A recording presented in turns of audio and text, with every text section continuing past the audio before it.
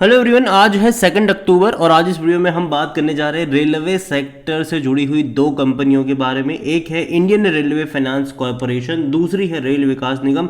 और दोनों ही कंपनियों ने पिछले एक साल में शानदार पैसा बना कर दिया है।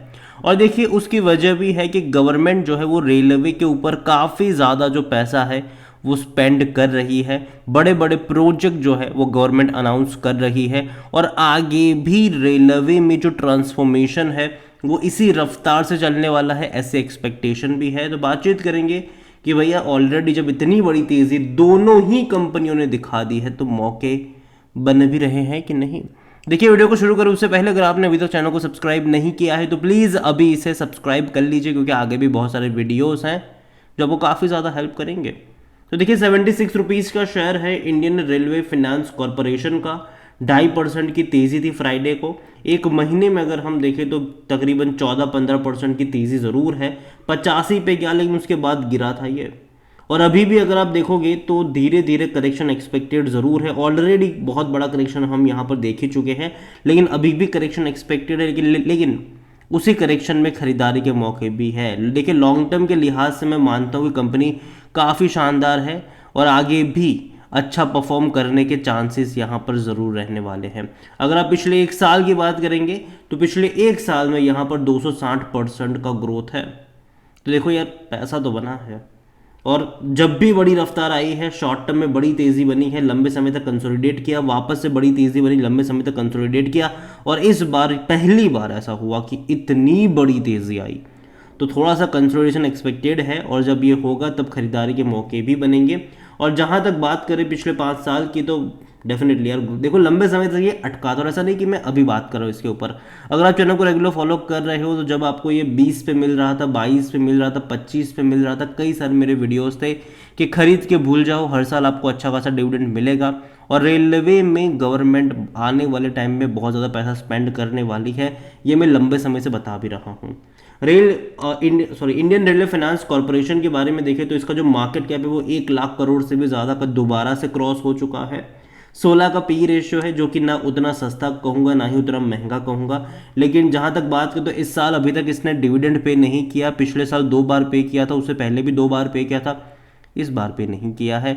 जो कि मुझे लगता है कि शायद पे हो, मतलब अभी अगले, मतलब जब अभी सितंबर क्वार्टर के जब नंबर्स आएंगे तो साथ में डिविडेंड पे अनाउंसमेंट ज़रूर होगा। और जहाँ तक नंबर्स भी देखो तो अच्छे हैं इनके। चाहे नेट सेल्स देखो तो लगातार इंक्रीजिंग मोड में है, चाहे इनके प्रॉफिट्स देखो तो भैया क्वार्टरली 1500 करोड़ से भी ज़्यादा का मुनाफा हो रहा है यहाँ पर, जो कि अच्छी बात है कि अच्छे प्रॉफिट जो है वो ये रिपोर्ट कर रही है। और जहाँ तक शेयर होल्डिंग के बारे में देखा जाए तो जो प्रमोटर है उनकी होल्डिंग काफ़ी ज़्यादा है, 86.36%। लेकिन प्रमोटर बहुत जल्दी अपनी होल्डिंग यहाँ पर बेचेंगे, क्योंकि देखो गवर्नमेंट कंपनियों में हमने ये देखा है कि पिछले कुछ टाइम में कई सारी गवर्नमेंट कंपनियों में सरकार ने अपनी हिस्सेदारी को बेचा है, ठीक है। और ये जो तेज़ी आई है उसका फ़ायदा गवर्नमेंट भी उठाएगी, अभी नहीं लेकिन दोबारा से जब पहिया घूमना शुरू होगा, दोबारा से जब तेज़ी आएगी, दोबारा से जब ये 85 रुपये से ऊपर जाएगा, तब डेफिनेटली गवर्नमेंट प्रॉफिट टेकिंग की कोशिश करेगी, थोड़ी सी होल्डिंग जो है वो बेचेगी यहाँ पर और पैसा यहाँ पर रेज करेगी। जहाँ तक देखा जाए तो एक भी शेयर गिरवी नहीं है, जो कि अच्छी बात है। पब्लिक के पास 10.48% की होल्डिंग है, 1.14 एफआईएल्स और डीएल्स भी 2.02% के साथ बैठे हैं। देखिए, आईआरएफसी को लेकर मैं एक ही चीज़ मैं कहूँगा कि जो कंपनी है ख़राब नहीं है, लेकिन जब भी बड़ी तेज़ी आई है थोड़े से करेक्शन बने हैं, 15-20% के करेक्शन बने हैं।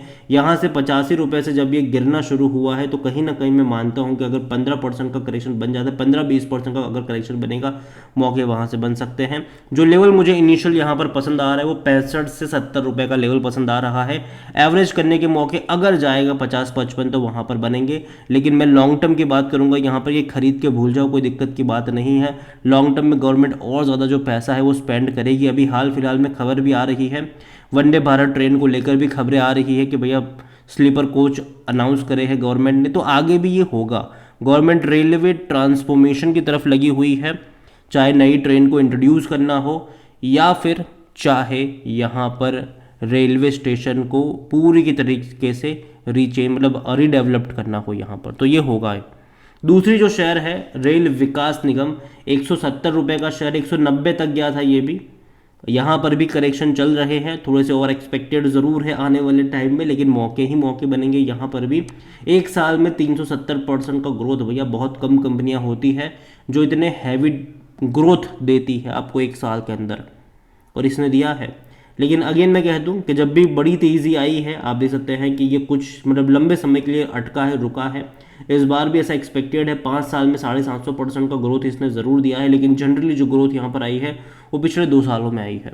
पिछले 2 सालों में इसने बहुत बड़ा पैसा बना कर दिया है। और जहाँ तक बात करी जाए वैल्यूएशन के हिसाब से, तो इसका जो पी रेशियो है वो 24 का है, मार्केट कैप 35,000 करोड़ का है, और इसकी ऑर्डर बुक भी इसी के आसपास की है। और यही वजह भी है कि इतनी बड़ी रफ्तार देखने को मिल रही है कि ऑर्डर बुक इनकी लंबी है। हर रोज़ कोई ना कोई, मतलब हर रोज़ नहीं, मतलब एटलीस्ट हर हफ्ते कोई ना कोई खबर आती है कि यहाँ से ऑर्डर मिल गया, यहाँ से ऑर्डर मिल गया। मेट्रो के बड़े बड़े ऑर्डर इनको मिलते नजर आए, वंदे भारत ट्रेन का बड़ा ऑर्डर इनको मिलता नजर आया, और भी कई सारे छोटे मोटे जो ऑर्डर्स है वो इनको मिल रहे हैं, जो कि बड़ी बात है इनके लिए। और जहाँ तक इनका पी रेशियो देखें तो वो 24 के करीब का है, जो कि अभी भी एवरेज इंडस्ट्री से कम है, लेकिन अगर यहाँ से 10-12 रुपये ये बढ़ जाता है तब ये महंगा हो जाएगा। और जहाँ तक खरीदारी की बात है, 150 रुपये का लेवल मुझे यहाँ पर अच्छा लगता है बाइंग के लिहाज से। 140 से 150 रुपये का लेवल इनिशियल बाइंग के लिहाज से मुझे अच्छा लगता है, लेकिन हाँ, इसका मतलब ये नहीं है कि अगर है तो आप बेच दो, है तो रखे रहो। अगर आपने ऑलरेडी खरीदारी करके रखी है तो बेचने की ज़रूरत नहीं है। आपका आउटलुक लॉन्ग टर्म का होना चाहिए। लॉन्ग टर्म में डेफिनेटली 200 रुपये तक के टारगेट इसके नज़र आते, लेकिन अभी थोड़ा सा करेक्शन है, शायद थोड़ा सा और फर्दर भी करेक्शन आ सकता है। उसके बाद इसका पहिया घूमेगा, भागने की कोशिश करेगा। इसने डिविडेंड पे आउट कर दिया है इस साल 2 बार, पहले 1.77 रुपीज़, बाद में 36 पैसा पर शेयर का। तो इसने 2 बार आपको डिविडेंड पे कर दिया है। और जहाँ तक बात करी जाए नंबर वाइज, तो भैया इनके भी अच्छे हैं, इनके नेट सेल्स अच्छे हैं और आगे और बढ़ेंगे, क्योंकि कई बड़े प्रोजेक्ट कह लो, ऑर्डर कह लो, वो इसको मिले हैं। प्रॉफिट भी अगर आप देखोगे तो 350 करोड़ के आसपास का प्रॉफिट है, और डिविडेंड भी अच्छा खासा पे कर ही रहा है। और जहाँ तक इनकी भी शेयर होल्डिंग की बात करें तो यहाँ पर गवर्नमेंट ने अपनी थोड़ी बहुत प्रॉफिट टेकिंग ले ली है। 78.20% की जो होल्डिंग जून की थी अभी घट के 74 के आसपास आ चुकी है। तो यहाँ पर प्रॉफिट टेकिंग देखने को मिल चुकी है। और जहाँ तक देखा जाए तो एक भी शेयर गिरवी नहीं है, जो कि अच्छी बात है।